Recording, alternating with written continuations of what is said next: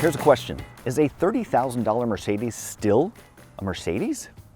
If you asked me that question a few years ago, I would have said no, because we would have been talking about the CLA class, which I was not a fan of. This, however, is the all-new 2019 Mercedes-Benz A-Class.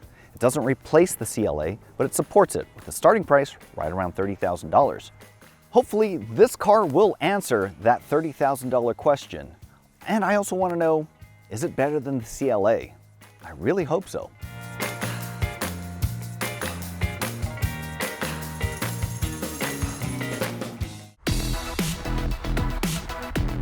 With just a little bit of time behind the wheel, I can already say with confidence that this A-Class is much better than the CLA. I was a little hesitant heading into this drive because this car only has 188 horsepower, which isn't a lot, and it's got a dual clutch transmission, and they've been a little hit and miss in the past. There's plenty of power, and what power does make, it uses all of it.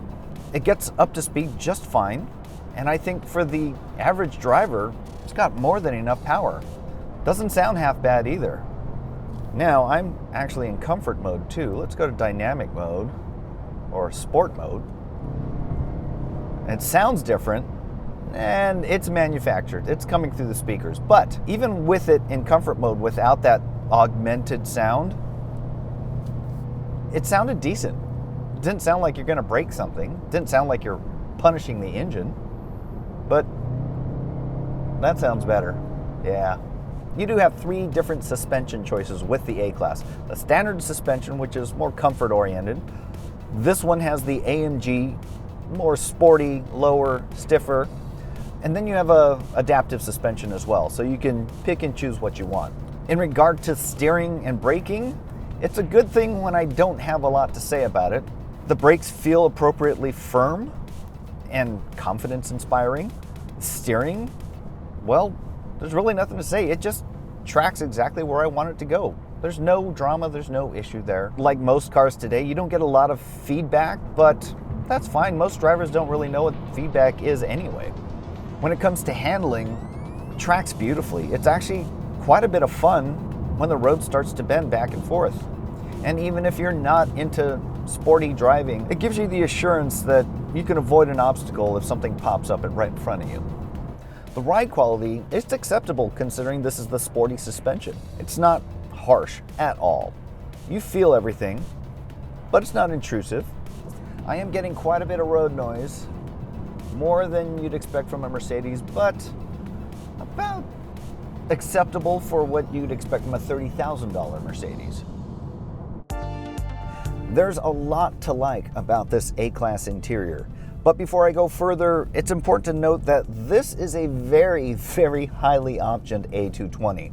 I looked at the sticker, it has almost $20,000 in options. Keep that in mind. This is probably not the typical A-Class you're going to get.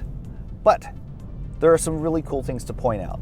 I love the design. It's modern, but there's still a little bit of classic Mercedes there. I like these round turbine vents. This dual screen pane of glass is striking. In an entry-level vehicle like this, it ups that cool factor quite a bit. Materials quality is excellent. These padded elbows are just right. And you have this nice stitching and racy red leather. You have to pay for it, obviously. One cool thing I also like about these vents is when you adjust the temperature, it changes the color. You make it warmer, they go red. Make it cooler, they go blue. I like novelties, don't judge. Another cool thing, you have these themes that you can preset. Some of them are already set for us, but you can go to something like lounge and it's going to change the instrument panel. It's going to go to your favorite station that you specified. It's going to adjust the ambient lighting and the climate control. One of the biggest developments for this new A-Class is the introduction of the MBUX system. It's not just an update to the infotainment system. This is an integration of a whole bunch of other systems. You can control it in a number of different ways. You have these little slider buttons on the steering wheel that control the center screen as well as the instrument panel. You have a touchscreen now, which is also new for the brand. There's a trace pad. I have traditionally hated trace pads because the Lexus system is aggravating. This actually works. The big difference here is the voice command. Hey Mercedes, How can I help you? I'm a little cold. I'm setting the temperature to 72 degrees. Hey Mercedes, How can I help you? turn off seat ventilation. I'm switching off the seat ventilation. And it's off. Hey Mercedes, How can I help you?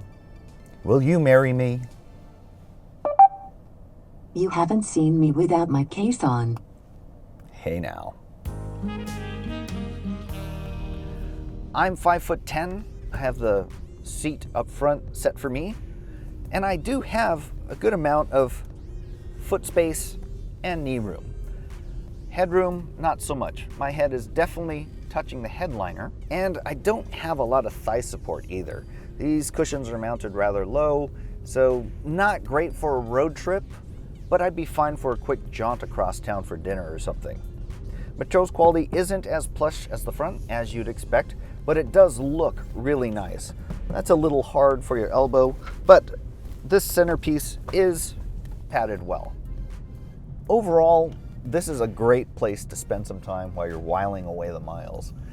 It's comfortable, it's cool, it's chic, it's modern, and it kind of exceeds expectations for what you want out of an entry-level luxury vehicle. Despite the stubby looking trunk, there's actually a decent amount of cargo capacity back here. We don't have exact numbers just yet, but I can definitely say you can get 2 checked bags back here without any issue. Also a nice touch, some remote releases so you can fold the seats flat without having to go to the back seats. Overall, I give it high marks for utility. After spending quite a bit of time behind the wheel of this A-Class, I can definitively say yes, a $30,000 Mercedes is indeed worthy of the Mercedes badge. When you stack it up against other entry-level luxury sedans, it rises to the top. It's as fun to drive as the Audi A3, but it comes with way more options, way more standard features, as well as advanced safety features on top of that. All things considered, I think this is the new class leader. For more information on the A-Class, as well as its competition, head on over to Edmunds.com. See more videos like this, hit subscribe.